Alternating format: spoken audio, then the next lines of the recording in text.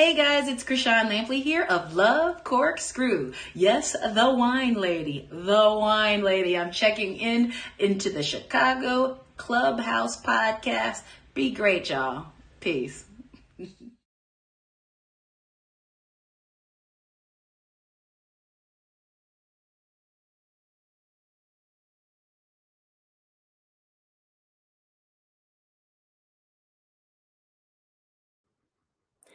Hey, everyone. It is Ladies Taking Over Chicago Clubhouse podcast. I'm your host for this evening. My name is Kay Ray, and I hope y'all are ready for a real good time.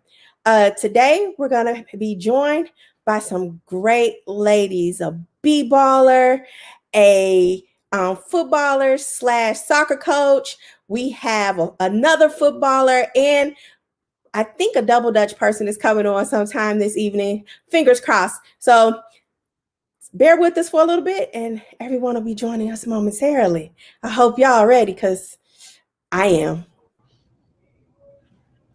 All right, first up is our baller. What's up, Bh'rea?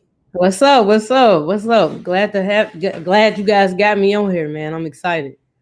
I'm excited too. I am excited considering, my family's history with Morgan Park. You are, that MP, we got to represent very well. So, Mustang. Yes, ma'am. The Mustang. They out there doing their thing. Everybody out there doing their thing. And I think Emma is going to join us next.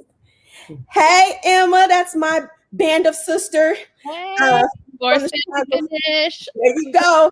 And now she's Blitz, and she is an amazing youth soccer coach, and has, oh my goodness, she has a swimsuit line, a sparkle swimsuit line for the fitness and bodybuilders. Mm-hmm. So she makes them look cute and fierce. So that's awesome.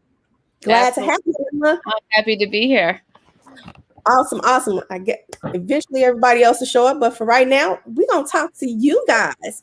Bh'rea, since you were first, why don't you go ahead and tell everybody about yourself?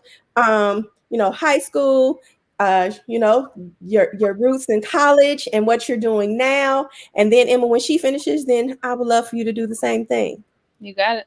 Awesome. Well, my name is Bh'rea Griffin. I'm a point guard out of Chicago, Illinois. I went to grammar school at Southwood Middle School, so like in Country Club Hills. And from there, I went to Morgan Park, which is located in Chicago, about 111th and Vincennes. I played ball in grammar school, 6th grade, 7th grade, 8th grade. Went on and played in high school freshman year. I didn't make varsity, but my sophomore year, junior year, senior year, I started. And after that, I went on to college. My first school I went to was Eastern Illinois University.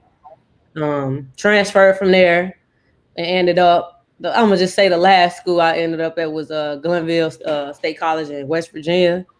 I mentioned Central Arkansas as well because I won a conference championship in Central Arkansas and in Glenville. So it was like a back-to-back championship thing with me when I went to Arkansas. Then I transferred to Glenville. So college career was okay. Everybody go through bumps in the road as far as the college thing. It's just about not giving up and just staying strong and getting through it. That's the main thing. Ain't nothing gonna come easy. So I ain't really worried about that. But I went to college, and then I graduated 2018, and then my first year going overseas was 2019. I went to Germany, played the 2019-2020 season, got sent home in like March because of the COVID. That was when the COVID like really first hit. Mm-hmm. I had just went for Christmas break, and they sent us home early, and I was kind of sad because I was not ready to come home. I really enjoyed Germany. So now after the Germany season, I built so many relationships out there. I ended up meeting somebody who introduced me to my now agent. His name is Darko, and he got me the job in Bosnia. And so finished the Bosnia season out with a bang. And today I just signed to a team in Croatia. This just happened this morning. So Nice. Congratulations. That's dope. That is awesome. Awesome. I got questions for you, but I'm going to come back. Yeah. All right, Emma. All right. So I do a lot of shit. Am I allowed to say that? Okay. I don't know what the rules are here. This is a podcast, and if you don't know, Terrence, JB, I'm just making sure. they are notorious for saying, and we don't know shit. Perfect. Right.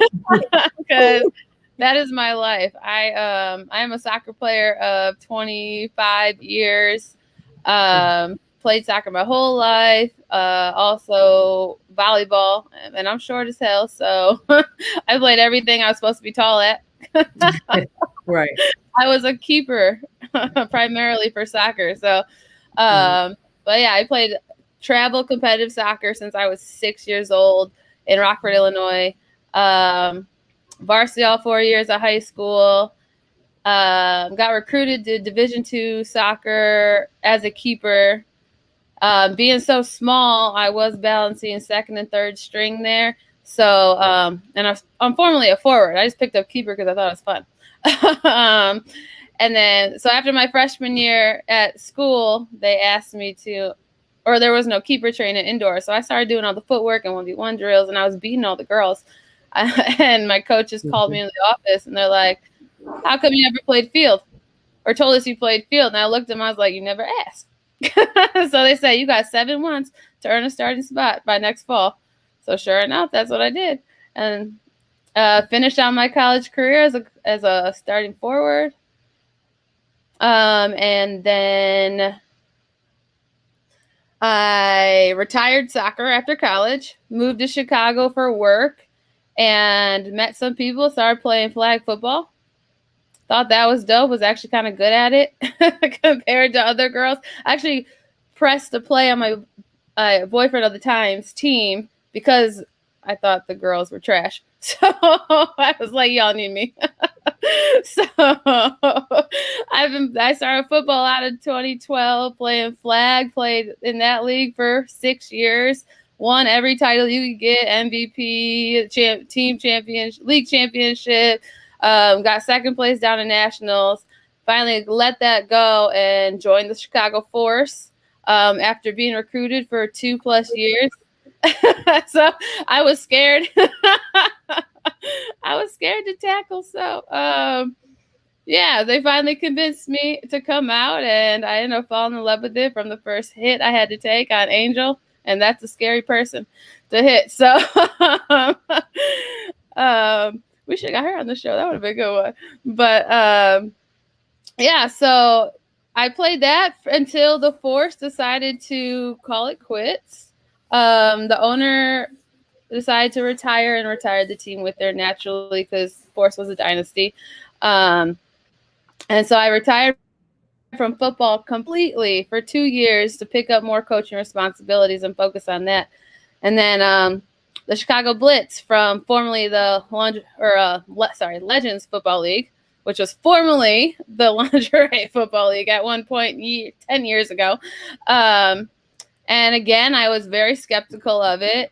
Like, I wanted to play tackle football still, but, we're always a little weary about the uniforms. So that was that, but I gave it a chance. I went to tryouts after being begged to come because the team had actually also kind of almost folded and they were rebuilding. And because I just love football so much, fell in love with it, didn't even think about the uniform after the first hit in the first game, and the rest is history. So now we are another new team. The league has rebranded to the Extreme Football League. So we're no longer the Chicago Bliss or the Chicago Blitz now. So that sounds the same, really. But so, yeah. That's awesome. That's all. And now joining us is the Jordyn White. Jordyn comes from, she is Team USA gold medalist in tackle football. Woo! Yes. Thank you. Yes, I know the show is called Chicago. It's about Chicago, but Jordyn is a part of our history because she's played in Chicago. She's played some of the players. She she's my personal implant. So on the damn show. Oh well. Funny story. Emma Angel was actually my roommate in Team USA. Really? So, yeah.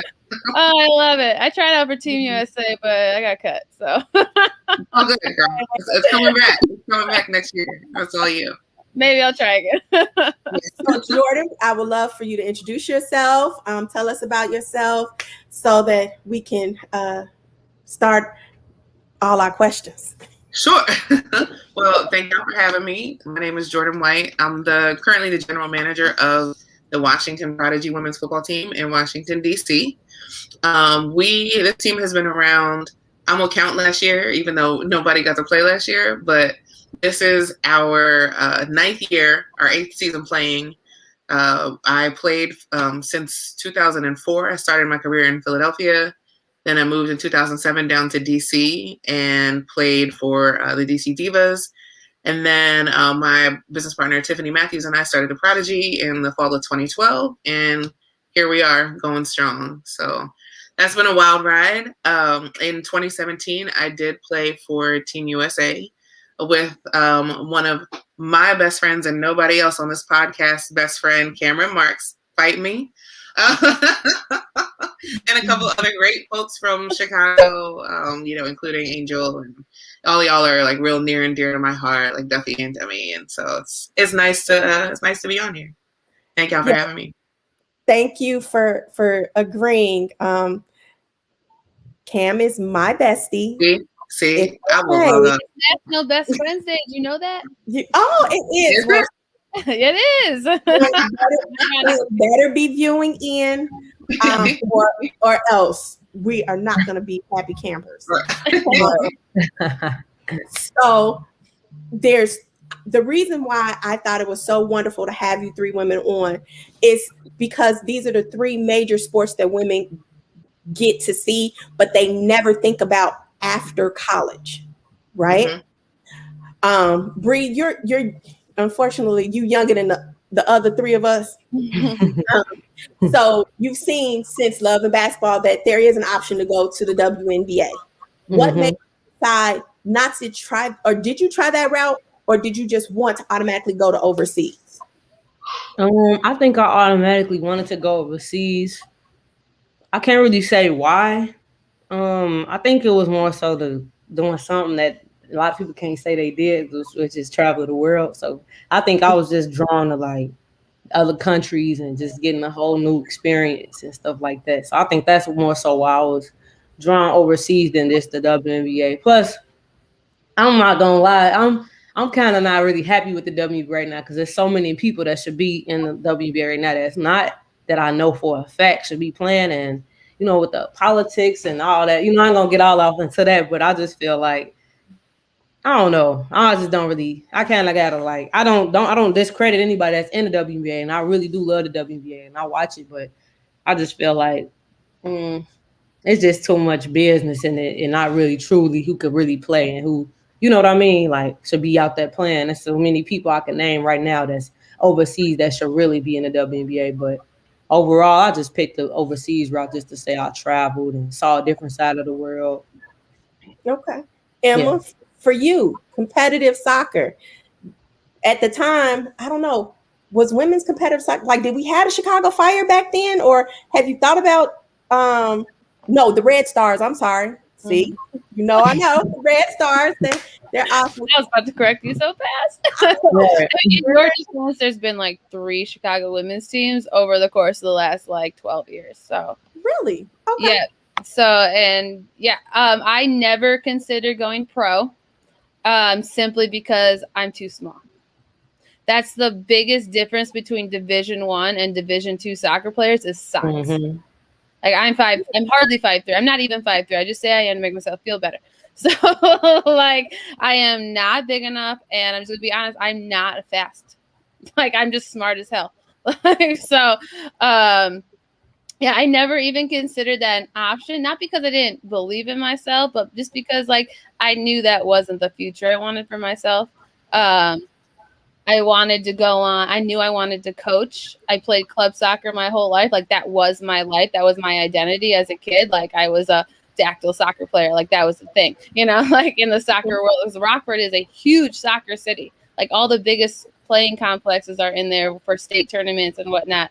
Like all the big games go to Rockford, to their facilities. So like it was like a status in Rockford, what club you played for. And so I knew I wanted to give back and do that eventually. I didn't know when, you know, because like coming out of college, you're focused on your career and this or that. I wanted to go to grad school, you know, and this.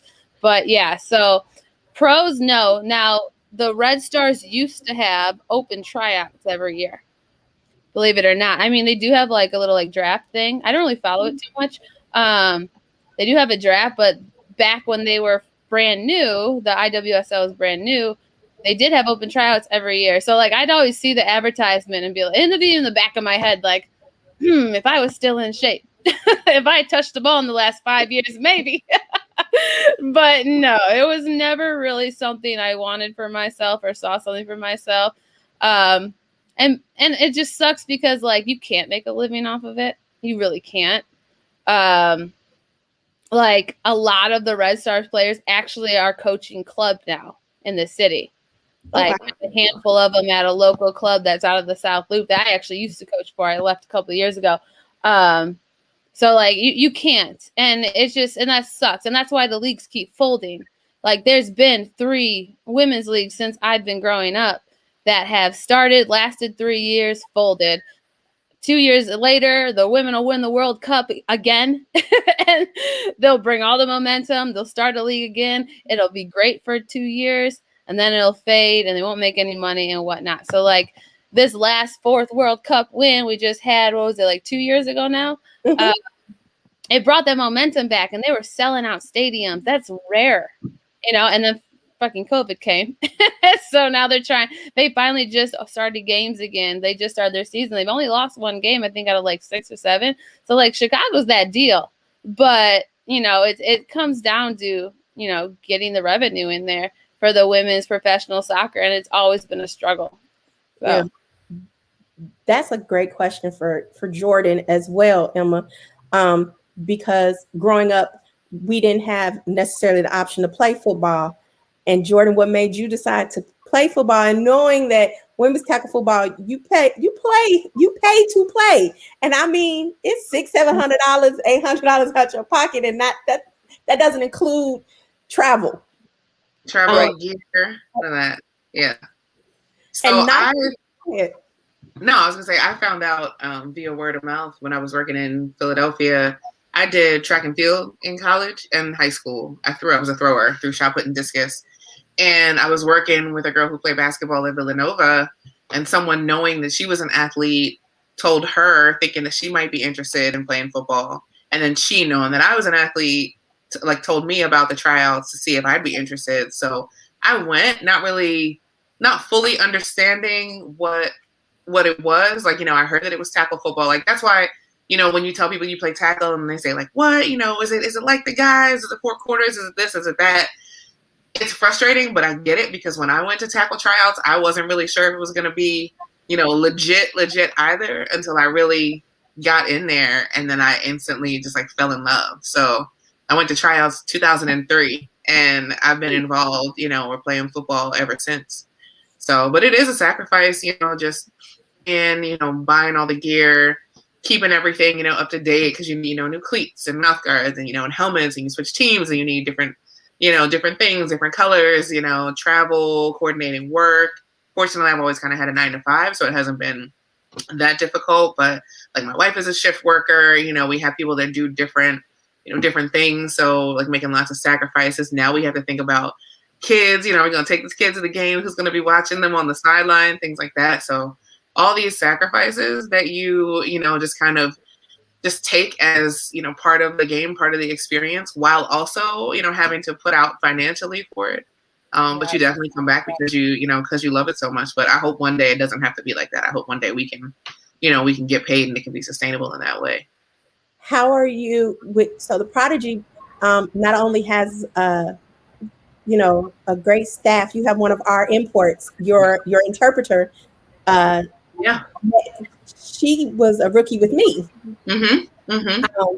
And so that I found that very interesting. And then when the Prodigy started, you guys also started a new league. You were one of the founders in a new league, correct? If I'm not mistaken. So we went to, when we first started, we went to the IWFL. Okay. But after, I think about 2 years in the IWFL, their East Coast contingent kind of fell apart. And a lot of the teams that we were playing on the East Coast went to the WFA. But the WFA has geographic restrictions. So if there's another team within 50 miles of you, they have the right to, to either waive you in or to say that they don't want you in, that league because of the close market. And because there's another DC team in here, we weren't able to go to the WFA. So we went to the United States Women's Football League. We weren't founders, but we went there and we played there for 3 years. And then finally, when the Women's National Football Conference came up to the East Coast, Odessa Jenkins, the CEO of that league, invited us to partake in that. And now that's where we are. And we're having a blast there. I'm going to get Odessa. I'm getting all this stuff. I am getting Odessa. I can't let you talk about her too bad. So you talk about your gold medal experience, Jordyn. And I'm going to Jordyn because Jordyn has 2 little ones at home. And Miss Erin is probably looking at her mama like, excuse me, it's about to be bedtime. Where's my story? She runs the household. 9:30 is the bewitching hour, and I told Mary I wasn't gonna leave her hanging because the baby is sick. So just give us your experience as a gold medalist for Team USA. How much of an honor was that? Let us know what country you played in. That good stuff. Yeah. So it's crazy that you brought up the kids and stuff, because I had kind of told myself that I was going to be done with football. I was getting older. I was 35, I guess, at the time in 2016. I was like, it's time for me to lock it down. I want to start having kids, ventured out to do that on my own. Had a couple tries, was unsuccessful. I wound up having a miscarriage. And then I kind of had this moment like, okay, look, like I don't want to put off my family for football, but with everything that I've gone through, maybe this is kind of telling me that I have time to pursue like one last like true passion of mine before I, lock it down with, all these kids I have running around now. So, so I went to tryouts and I was like, let me just, see what happens. And, if I make the team, then that'll be my journey for 2017. And of course, the rest is history. Found out in February, after what felt like months of waiting to find out, that we made it. And then it was a 3-week-long experience, which again, we had to contribute financially towards, but, at the end of the day, it was totally worth it. We went to Tacoma, Washington, and we were there for just shy of 2 weeks, staying in dorms, the college, eating cafeteria meals, waking up, doing 2-a-days, having film sessions, learning how to play together, because it was people from all over the country that knew the game well, knew their positions well, but had never played for some of these coaches and never played as a team. So we really kind of had to like intensely work together to figure out this new scheme. And then we traveled to Canada, went to Langley, Canada, which is like right outside of Toronto. And we played 3 games in the course of 9 days, which is as brutal as it sounds, especially coming off of 2 weeks of practice, 2-a-days. We started out against Mexico, and it's wild because, tackle football is a American sport, but, I'm sure, like, Emma, you probably heard, from some of your force counterparts that, like, when they went to Finland and Sweden, they were just wiping these teams out like 60-0, 70-0. The scores were wild. Well, it's not like that anymore because these teams are, they're getting better. They've had football for longer.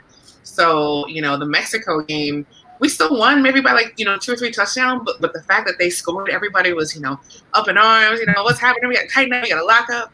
So that was, that was a good kind of like competitive energy because you didn't just get to come there and be like, oh, we're just going to like run over everybody. We played Finland next, I believe. We beat them. And then in the championship game, we played Canada. And I believe, I don't remember her name, but I think there's a force player who is Canadian who went to play for her home team. So Cassie Brick. Yeah, that's right. That's right. So I mean, just a lot of camaraderie, collegiality. We had, of course, like the women's core referees are there, like Desiree Abrams and people that we played with and kind of been on the scene with. So it was a really great experience to have, and and then we have a gold medal from it, which is awesome too. Awesome. you're doing some stuff for women's sports in the background with the federal government. Are you able to speak on that a little bit? Wait, what am I doing for women's sports in the background? You might have to key me up to that. I don't know. You're a person or something. I saw something. Maybe it was last year. Look, I got a 4-year-old, and my mind is gone most of the day. Well, no, I mean, we are. I mean, personally, so I'm on the DC Mayor's commission of LGBTQ affairs, on the advisory committee for that.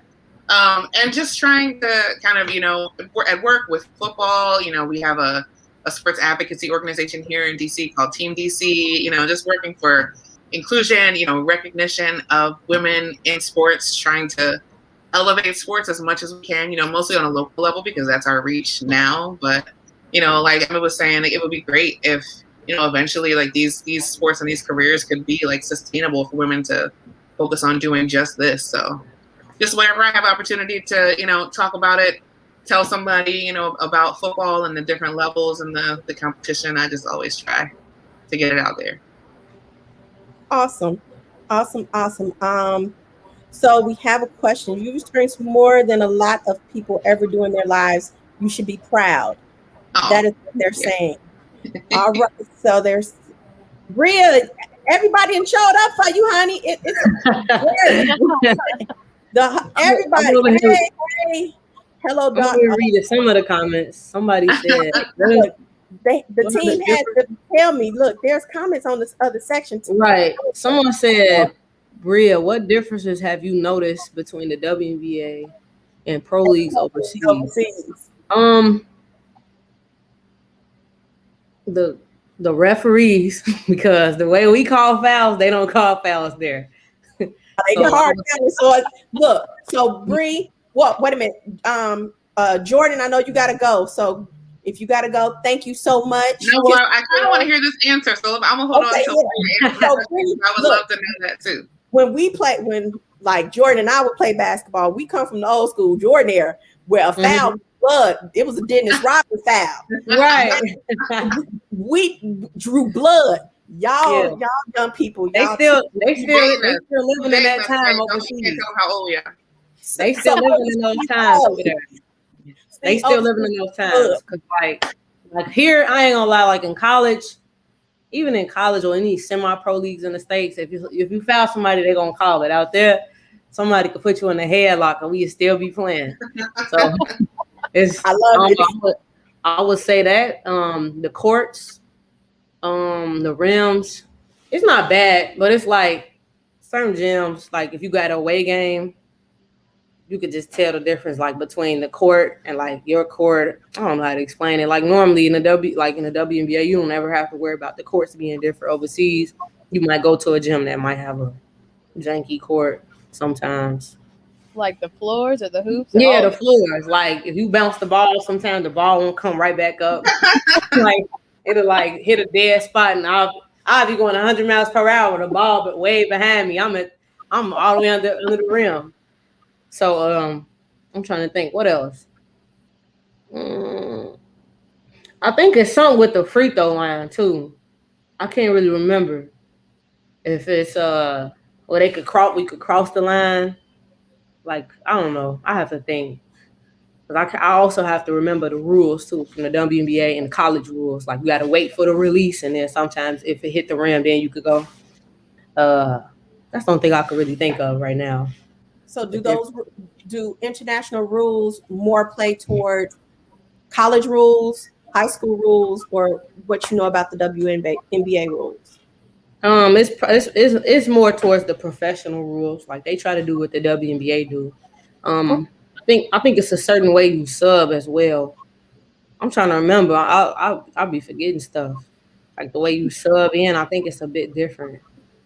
It was something I did wrong, and they was like, "What are you doing?" And I was like, "Going in the game." They was like, "No, you gotta wait." Oh, I don't know. I don't know if that's the WNBA rule, so I have to pay attention to that. But overseas, you can't just run on the court. You gotta wait till the person come off before you get on. So what was I know. Sorry, Kay. Can I ask Bh'rea a question? Because I'm so like No, go ahead. I was wondering, like with the languages, because I know, when we were playing for Team USA, playing against a Spanish team, playing against a European team, and kind of not being able to understand what they're saying to each other, which like that's fine, but you get used to when you're playing another team that speaks your language, like hearing what they say and kind of getting like that inside intel. Mm-hmm. But you were at a place where you may not have known the language of like your own teammates, let alone who was across from you. So what was that like?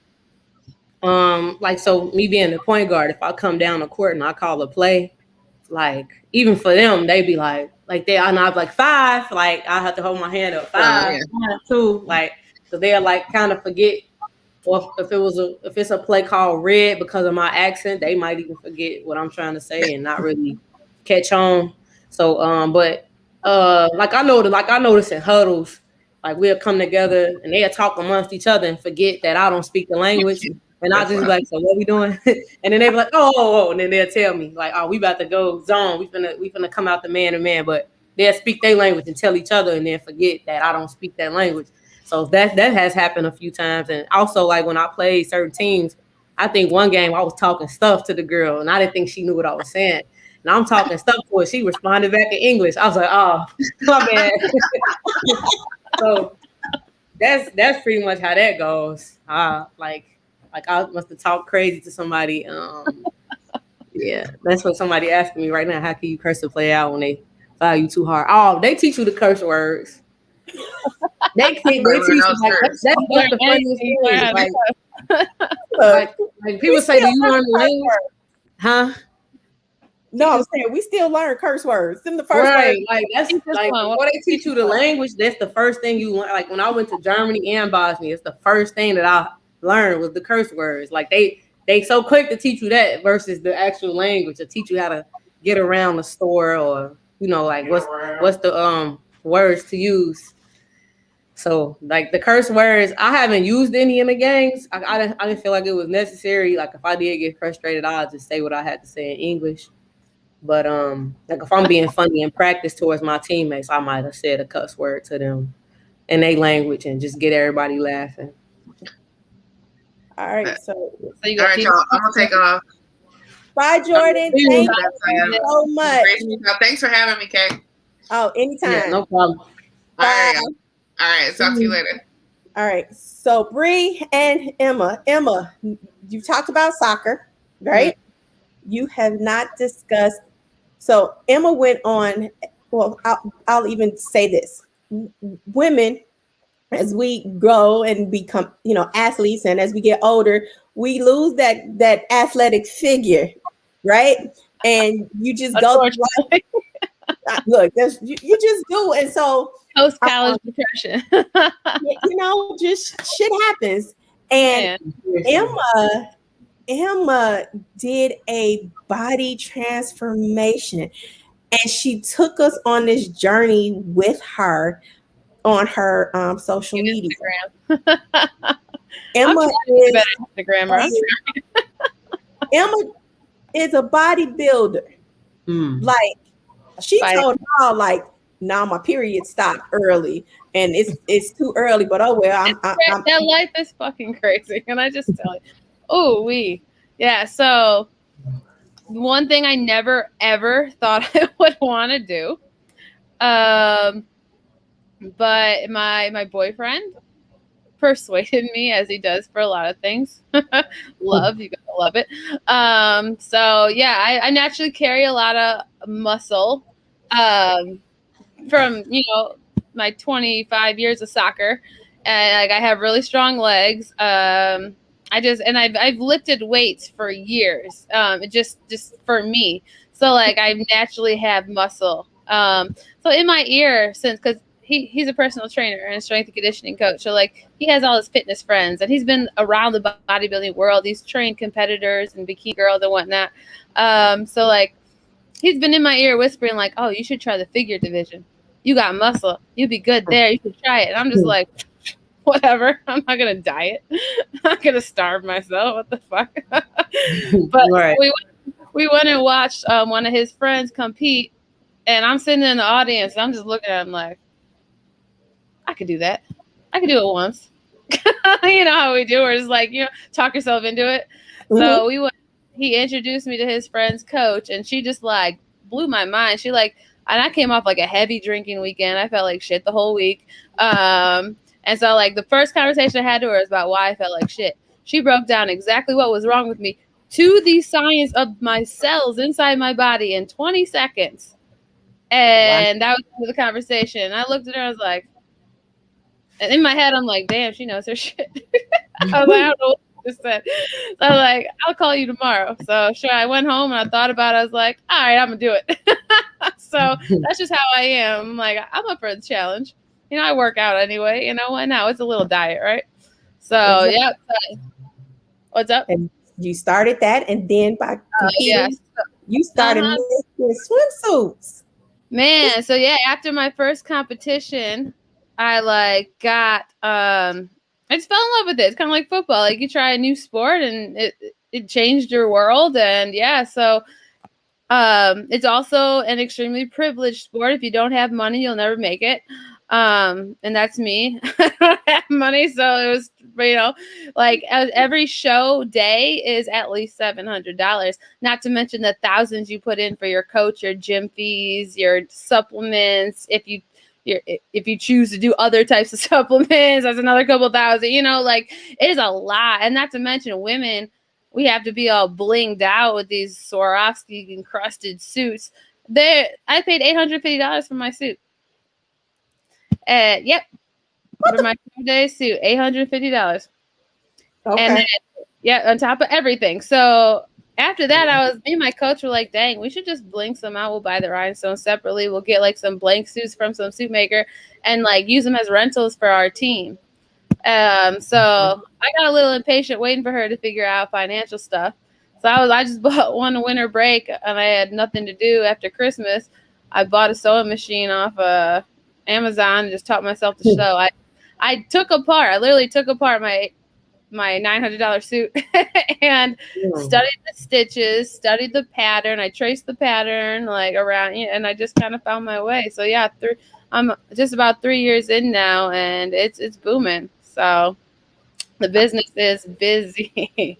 But it's called Sparkle Bitch Suits. Find me on Instagram at Sparkle Bitch Suits. On Facebook, Sparkle Bitch Suits by Evie. Go follow me, even if you're not a bodybuilder.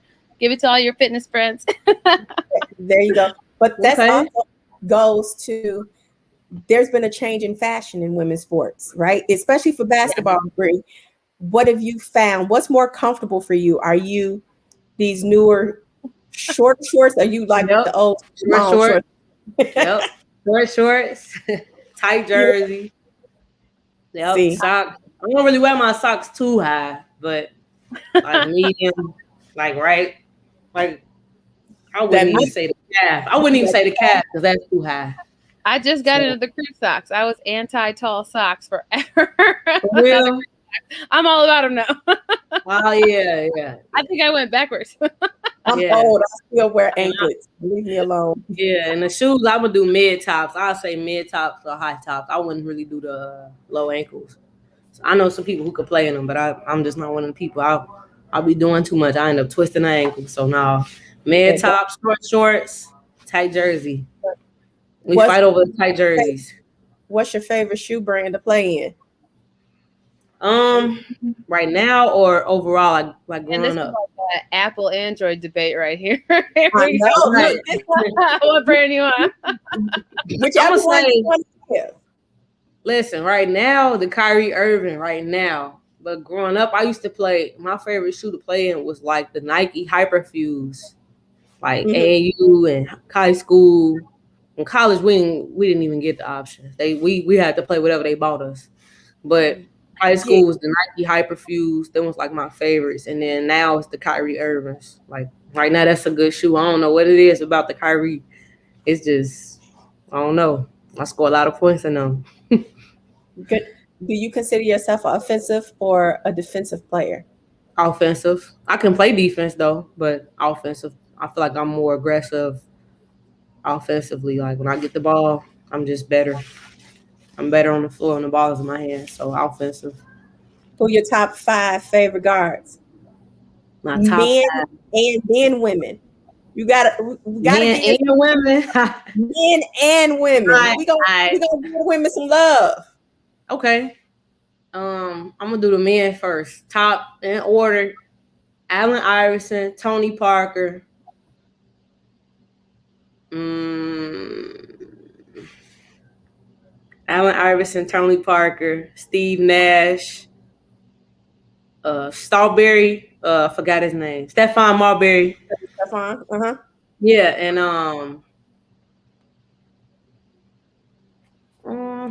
I would say Steph, but he's more of a shooting guard. He don't really give me point guard vibes. I'm gonna say Devin Booker, somebody. And then women's, women's, I'm gonna say Lene Harper, the one I was telling y'all about, from Chicago. She played in the WNBA.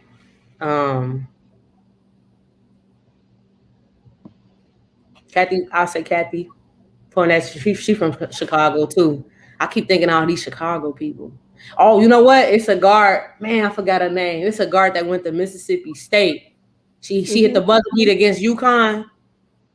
Y'all know what I'm talking about? Oh, yeah. She mad. I love her game because she was like, John, if you're watching, Google it, please. Yeah. Well, you gotta Google her. The guard from Mississippi State. She hit the buzzer beater and beat UConn. She's cold. Yeah, she's cold. Who else? I need two more. Man, it's kind of hard. I keep thinking I'm trying to get out Chicago because I'm really like all these Chicago guards really my favorite people. Look, Janae Thompson out of Chicago. And one more.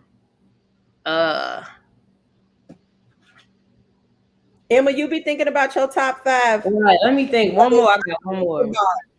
I don't watch the men, so I'm just letting you know. Okay, no, I'm saying you don't watch what? I don't watch the men, so I only got the women. What, men football? Yeah. Men. I'm thinking soccer in my head, so I don't watch men's soccer. The men in the background, Bh'rea, the men in the background talking crap, talking about, did you even say Kyrie Irving? Yeah, she said. I seen that. Oh, wait. I said Kyrie.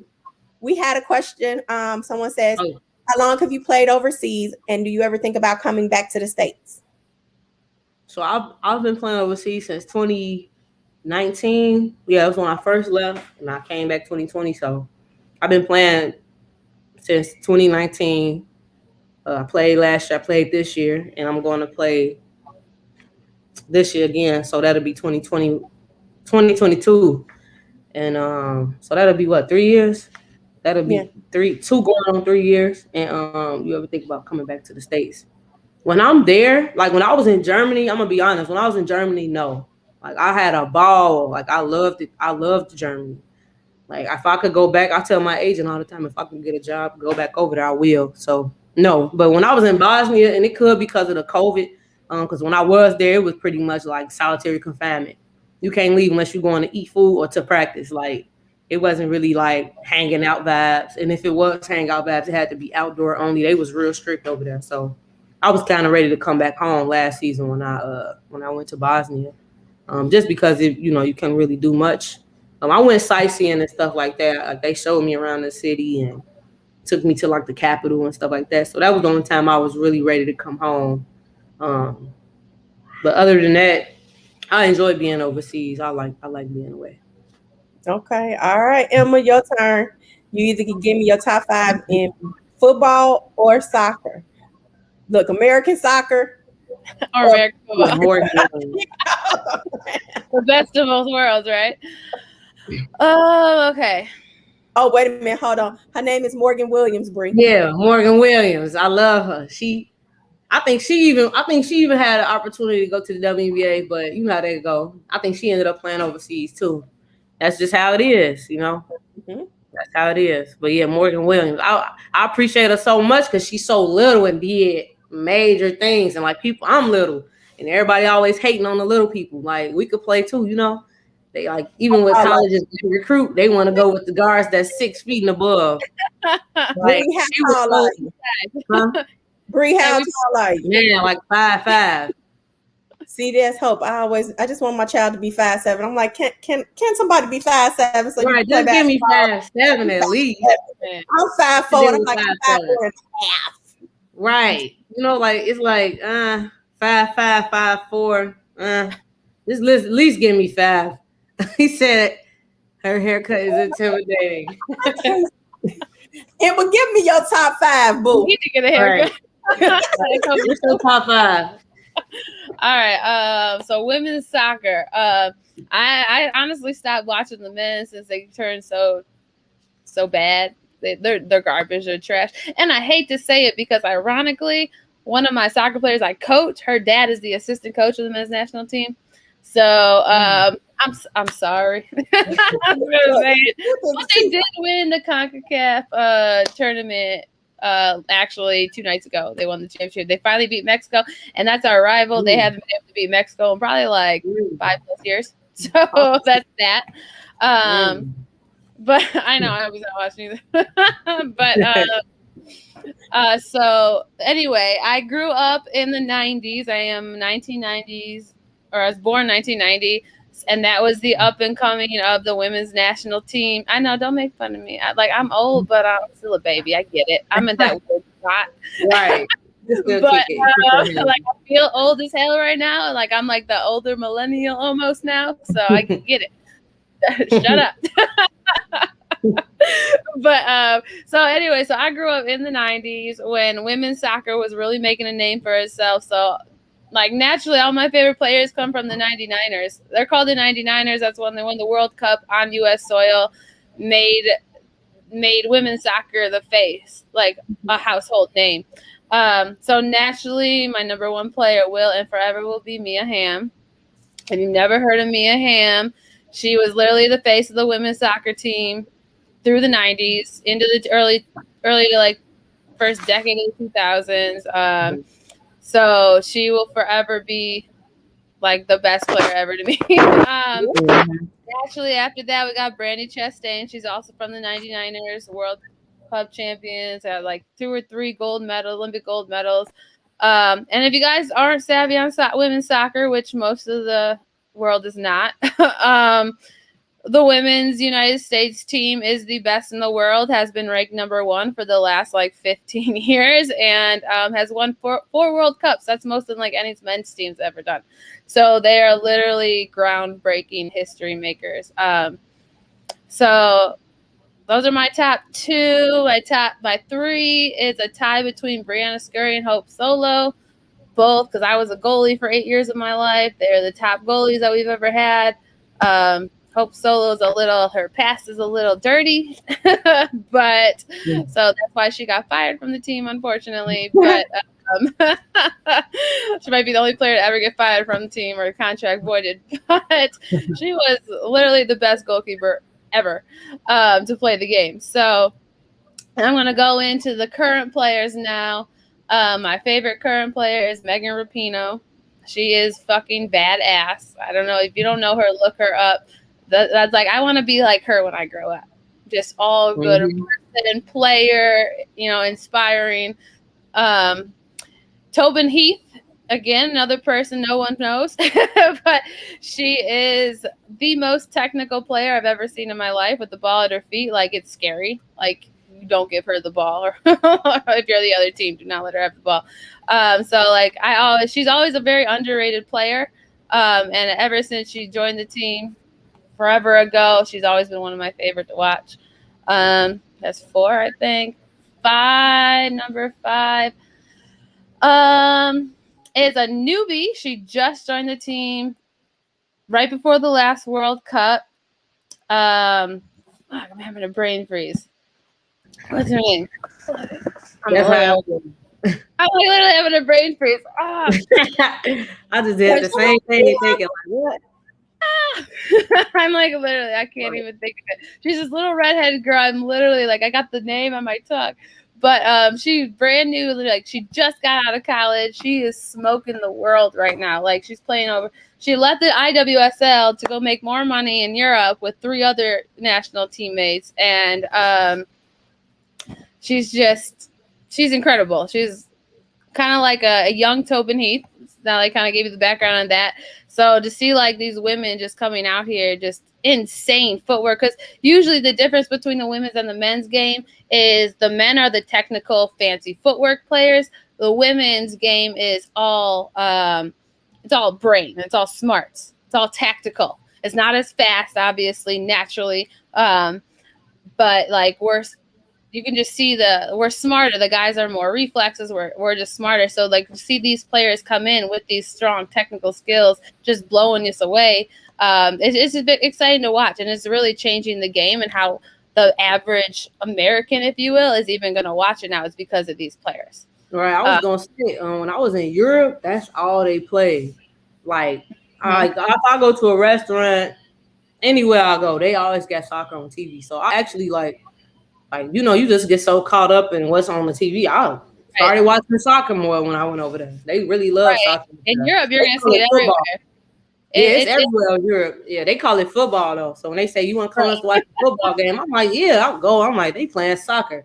I thought y'all meant like real football. It's interesting when it comes to men's versus women's because the women's England or Manchester United team is now like coming a powerhouse over there. So I've been told. I don't really watch it, but like you said, I don't got time to watch it. But so like it's funny because I actually in my soccer club, my boss is from England, and he said when he came to the States and joined this club staff and whatnot, like he had in his head that he would never coach girls soccer. Because over there it's just garbage. He thought the girls he was that typical meathead male that said girls are shit. I'm not gonna waste my time, this or that. So then he comes to the fucking United States where women's soccer dominates, and his whole perception changed. Now he only has one boys team in the club and is the director of the girls side. Exactly, that's how it is. Right. I was like when he told me that story, I just looked at him. He's like, I know. Right. That's how it is. So we got a couple questions. It says, for you, Emma, it says, now that you're a bodybuilder, do you still diet? Yeah. Yeah. So I am going on my 4th year of prepping. I actually just started 2 weeks ago, my prep for 2021. So my anticipated show date is August 21st. So yeah, I am on a very strict regimented diet. I actually have never not been since I started the sport, even in my off season. I get a little bit more leeway and like free meals, if you will.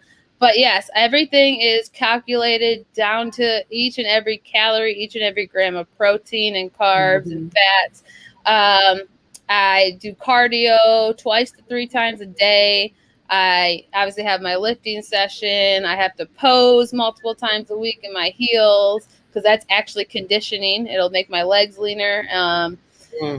Yeah, so it's getting busy now. Like I strategically plan my prep for because I'm a teacher too, when school is out and then soccer season's over for the summer. So I have these 2 months to focus just on my business and just on prepping for this show. So yeah, it's a full-time job, and I've never not dieted, if you will, in the last 4 years. So how about you, Bh'rea? Do you diet getting ready for season, or what's your diet like? Stay away from the fast food, pretty much just cook at home and just pretty much cook at home and watch how much I eat. Like I try to eat smaller portions because that's another thing. When I go overseas and I eat in them restaurants and I order food, like the first 2-3 weeks or even a month, I'm like hungry still because the portions are smaller. But overall, like over time, your body get used to eating small portions of food. You know, Americans, we eat way more than they do. So I kind of like already trying to change, adjust my eating consumption, how much I eat. You know how much you take in. So I kind of like little chicken breast bake. I like to bake like a lot of my food, no frying, no juices and stuff like that. Like just trying to get more I wouldn't say lean, but just like in shape, like get more in shape that way. Just so my body don't be so exhausted because I'm gonna drink juice and chips and pop, stuff like that. Like so I just shut it out, water majority of the broccoli, little rice, steaks or something. spaghetti, that type of thing. Look, as Emma's drinking her gallon of water in front of us. Right. That's what you got to do, though. Actually, gallon number 2. You got to do that.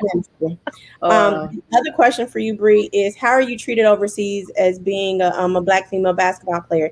Is it like what we see in the movies as a celebrity or something else? Yeah, it is. Like if you watch Love and Basketball, my favorite movie. That's the only scene I could. Right, I love that movie too. That's the only scene I could really remember was when was in the locker room. She was like, "What did he say?" And she said, "He said pass the ball to you." I swear that's the realest thing ever. Because I was in there like, "What she say?" Because like we have like our coach and the president of the league used to also come in the locker rooms at halftime and tell the team what they wanted. And she didn't really speak. She didn't speak any English actually. Yeah. After she was give her speech, I literally asked the girl, "What she say?" She said, "Just get a ball to you," stuff like that. So that was like one of the scenes I could definitely remember, like actually really living in real life.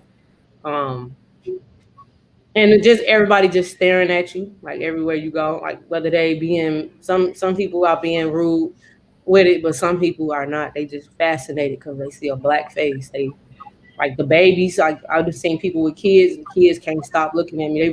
They cross the street about to get hit by a car because they still turned around looking at me. And with that, you just kind of remain professional, even when sometimes they don't have good intentions when they stare. Like some older people like would stare at me and make faces like when I would ride the train, and I'd just be like I don't know. You kind of just gotta stay professional, but I can't say I've been treated poorly. Like if they don't like me, they just won't say anything to me. But sometimes people walk up to me and ask for pictures, ask for autographs. That's tough. Yeah, I like that. That part I was just like that was new for me because that ain't never happened to me before. Feel like a celebrity for real, huh? Yeah, that's how you feel, literally. Because they like one person say, "Let me take a picture," then here come like 5, 6, 7, 10 more people asking, and I'll just take the picture and sign a book or whatever. So that's dope. That's dope. The next question for you, Bh'rea, is what was the best place you've been to? Cologne, Germany, and Dusseldorf, Germany. Those places were really like beautiful, like what you see in the movies. To me, that was like the nicest places I've been was when I was in Germany. Like the buildings, the walking on the concrete, like they concrete is like it's like a brick wall, but it's on the ground. If that makes sense, like that in the back, you walk on stuff like that. But the bricks sometimes are like uneven, so you got to be careful, like not to twist your ankle. But it's nice, it's nice walking up a hill or like I like that type of stuff. Like the scenery, the buildings, different, everything kind of like castles, but it's nice. How about you? You played club ball for many years, and I know my daughter played a year, and we traveled to Florida, and it was going to be an international game, but because of COVID, there was no international game. How about you? What was your favorite place to play? Mine was in college. Every year to kick off season, our coach would take us somewhere. We usually went to like Denver or somewhere in the States new. My junior year, we went to Hawaii. I never went international because we don't have the money D1 programs have. So we had to like fundraise and shit for our stuff, so we didn't get all the shit D1 schools got. But Hawaii was my favorite place. It's actually where I earned my starting spot. Oh no, so that was my sophomore year. So that was a great experience all around for me because by the third game of the season, I was in that starting spot. So as a field player. So but no, it was, besides being hot as hell and the turf, literally, like I took my shoes off at halftime because the turf was so fucking hot. Wow. My coach actually like looked at me like I was crazy. I was like, dude, I need 2 minutes. Like I can't, my feet hurt. But besides the heat out there, like it was really pretty. We stayed right down the beach in Waikiki, right in the tourist area. But that's probably my best experience. So, or most unique experience anyway. J.I. is coming with these questions, ladies. Emma, okay, bring it up. Give us a day in the life of an LFL player. Okay, so Formerly LFL. I'm not getting in trouble. You're now the X League. Formerly, now they're the Extreme The League. last time I touched the field, I was LFL. So, yeah. So I guess this could go two ways. Normal everyday life leading up to a game, you're just a normal human being and you go to work and you take care of your kids and you do what you need to do. And then we have practices a couple times, like 3 times a week from 7:30/8 o'clock to about 11 at night. So we do that for multiple reasons. That's when the fields are available, and that's when people put their kids to bed and they can show up, and whatnot. We have multiple mothers on the team. Everyone has a full-time job. So it's literally like football's a second job. Show days. God, I'm so mixing all my sports up. I do too much shit. Game day. Game days is a full day. So you're at the arena at 8 a.m. You have to have your hair and makeup ready for the green screen by like 8:30. So if you don't come ready, you better go to the makeup artist that's there. There's multiple makeup and hair artists there already waiting for you. And then the starting players do the green screen for the YouTube broadcast, which is actually pretty dope. Like, I rolled my eyes when I first heard of it, like you did. Trust me. But I'm telling you, the green screen was a dope experience if you've never done it before. You can't stop laughing. So the starting players do their little, like, 18-second whatever dumb shit you gotta do to look tough. And then they pick certain players to be the, like, I call them the media players. So, like, the people that look the most athletic, look good, and done, whatever, the faces of your team. They'll do a photo shoot for a couple hours while everyone else is just doing on hanging out. So that's a select 5 people. And then they give us lunch. So they provide us lunch while we're all there, because you're not allowed to leave the stadium once you're there.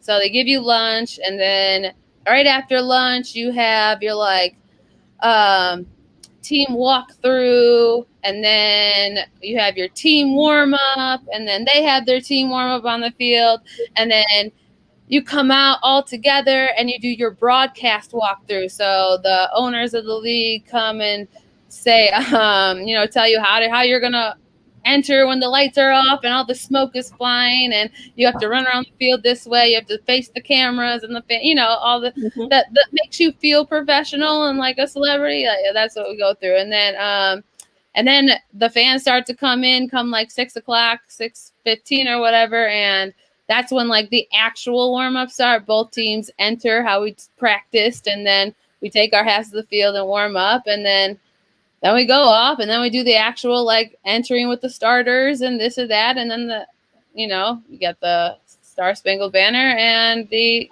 game starts. So it's a full, long, exhausting day. We're there at 8 a.m. and the game's not until 7 p.m.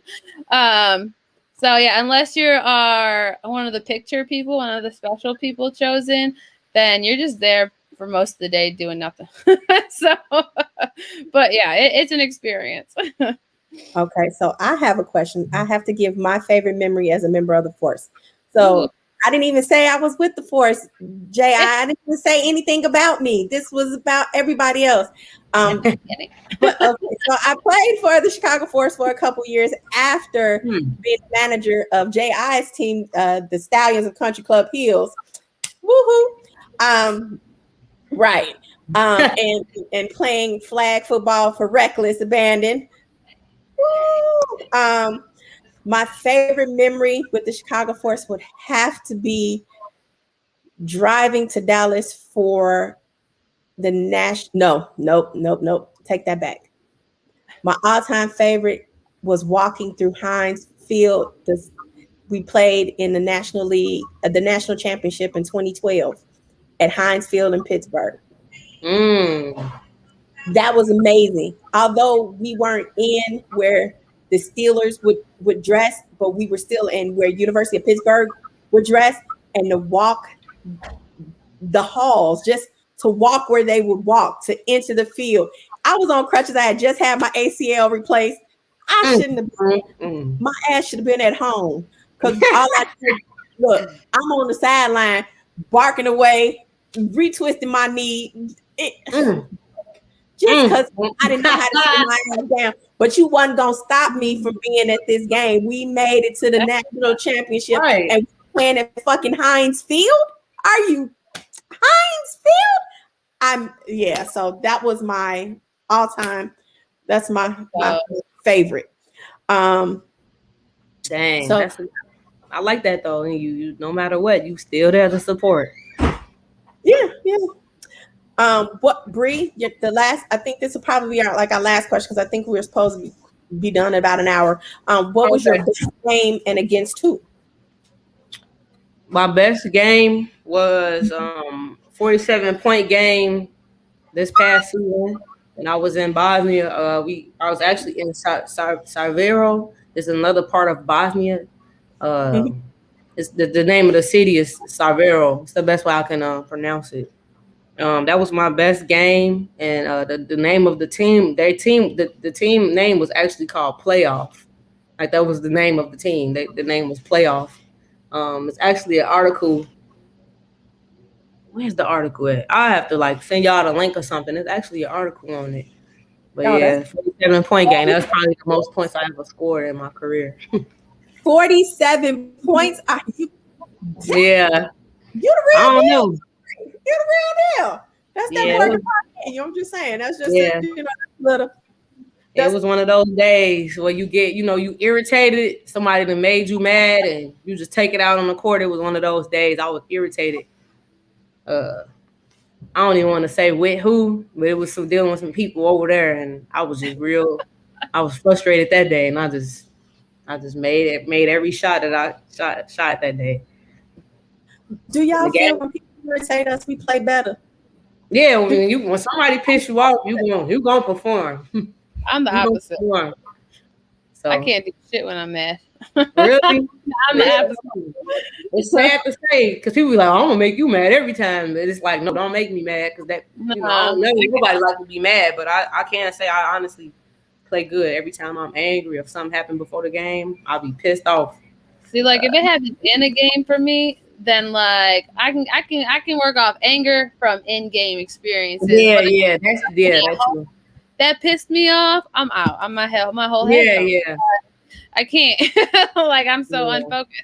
I know what you mean. Yeah, I know what you mean. It just depends on how you because I know I can't afford to not play good because something made me mad at home or my phone or something something disturbed me that bad. I'll just turn my phone off. So and you overseas, you can't really afford that because you're getting paid to perform. So I kind of get into this mental mode where I just force it in the back of my mind for the next 40 minutes and then come off the court. If it's still bothering me, I'll go home and be mad about it. But I could put it in the back of my mind and kind of let it release it during the game. That was one of them days.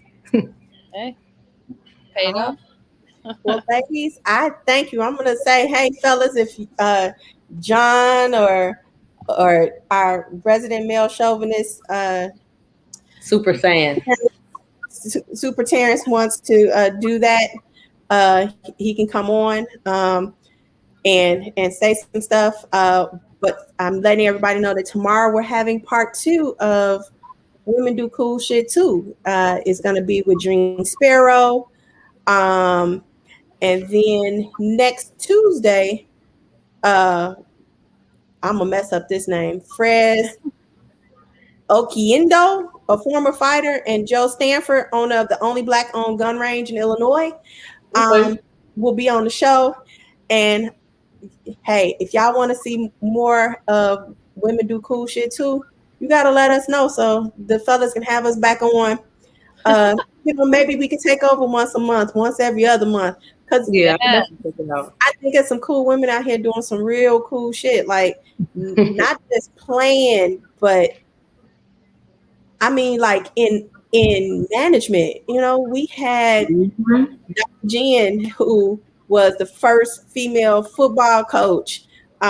We had, oh God, I'm drawing a blank.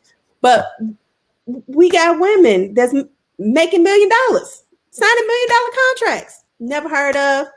that, and then we have some people that are really doing it behind the scenes, agents and being the lady that's the head of the Players Association for is it the Players Association for baseball?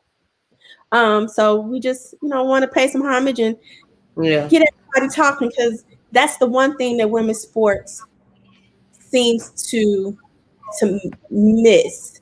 Yeah, and lack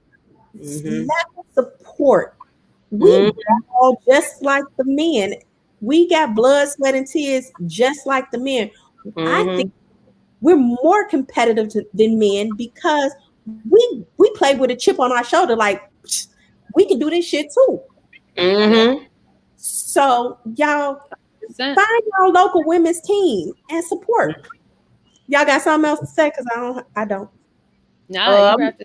Y'all was gonna say I'll send y'all the links. I'll send him the links. I'll send y'all the links. I'll keep y'all in tune. Awesome. Oh yes, thank you. And that's it. Thank you, ladies. I'll be rooting for y'all. Y'all aren't, well, Emma, I already knew you, so you already had me as your cheerleader. But Brie, you got a new cheerleader, girl. Okay, appreciate y'all. Thanks for having me. Oh, thank you, ladies. This ain't gonna be the last time. Oh no, this better be a regular thing, right? Yeah. Now look, give Terrence them ideas. Yes, ladies. Yes. All right. Thank you. Know people, so I got y'all.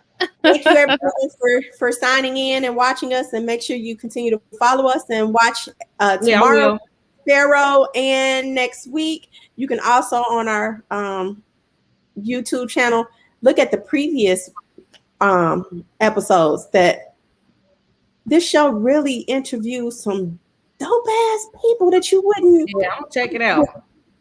Yeah, it's some really great interviews. So thank you, everybody. Bye. Thank you. Thanks for having me, y'all. Thanks, Bree. Thanks, Emma. All right, see you. Bye.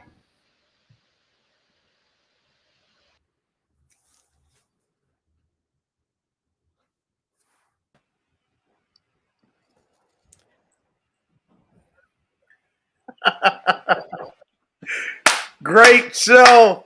Great show. I want to shout out everybody that was in the chat, everybody that watched, everybody that wasn't in the chat and still watched. This will become more of a thing. I enjoyed it. I'm not a male chauvinist, though.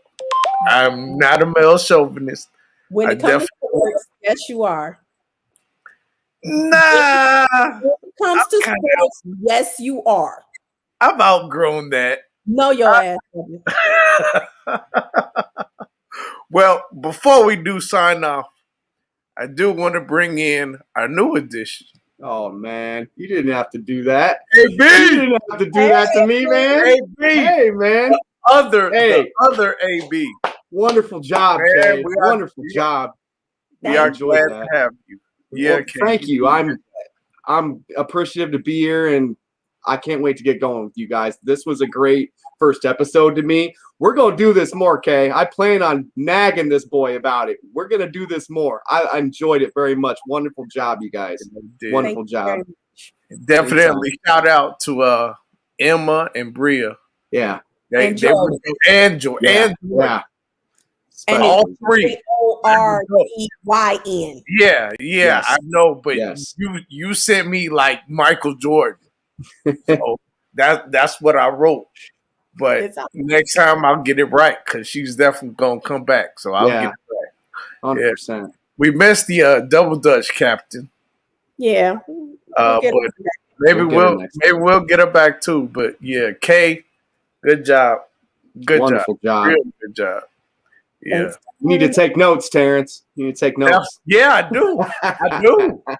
I do. She didn't move around. She did good. She didn't have a drink in her hand. Yeah. Loved it. Loved it. It was really good. Although she sounded like she needed a drink when she first came on. She sounded like she needed a drink. Was I too loud? Nah, when you first came on, you were mad. You had the shit face. Oh, that was with y'all in the back door. That wasn't, I work. Look, I work. I have companies that I work for, and they get But when we went live, you got it together. very good. The smile and all of that, the beautiful smile that you have, cuz that's my cousin. If you all were wondering, so okay, yeah. But yeah, great job, Kay. Great job. Absolutely. Thank you, fellas. I do my best to make sure that I don't make y'all look bad. So. Oh no, you make yourself look good. Don't worry about us. Ma'am. We always gonna look good. Well, thank you, fellas. I look forward to seeing, working with y'all in the future. Same. And welcome. She say it like she brand new. She been around. she just hasn't physically been around. She's always around. She's always on the chat. There you go. Today was like the first day she actually said more than one thing. Yeah. That's great for your first time. I gotta say it was. I loved it. That's probably because she was doing the show today. So now she probably gonna fade into the background again. No, she won't. I'm gonna be dragging her back. I'm gonna be nagging her about getting back out now. Now that I know she can do it, she's gonna be coming back for sure. With all these lovely ladies that you're bringing on, I absolutely loved it. Opened my eyes a lot. Had a gold medalist, bodybuilder. I'm over here sitting on my fat ass. I'm like, God, I got to get up and do something. I got to get up and run. The same way. Shit. I got it. Emma's thighs remind you of Walter Payton's thighs. Yeah. I actually went on Instagram while you were talking to her, and I followed her, and I was like, Jesus Christ. Like, that girl's built. It's unbelievable. That's crazy. Fucking unbelievable. I don't know how she barely missed being the rookie of the year. She balled, and we didn't even really touch on her being in the Legends Football League. I concentrated on her soccer, but yeah, she killed it. I'm looking forward to seeing what she does this season as well. So, yeah. Okay. All right. Well, hopefully this had a great turnout. I saw a lot of people. I saw a lot of people in the chat. Hopefully, we get that same kind of turnout tomorrow for Miss Jean. Miss Jean has a long resume, and I know she has a story to tell. Coming from that little town in Louisiana, then going to Northwestern, then all these radio stations, then GCI. Then V103, then I think it was Morning and Me. Remember that on WCIU? Yeah. Yeah. Morning and Me with June Sparrow. Yeah, Melissa Foreman. Yep. Okay. So okay, we signing out, man. All right. Like always, this is the show where we think we know everything, but we don't know shit. We don't know shit. We out. Peace.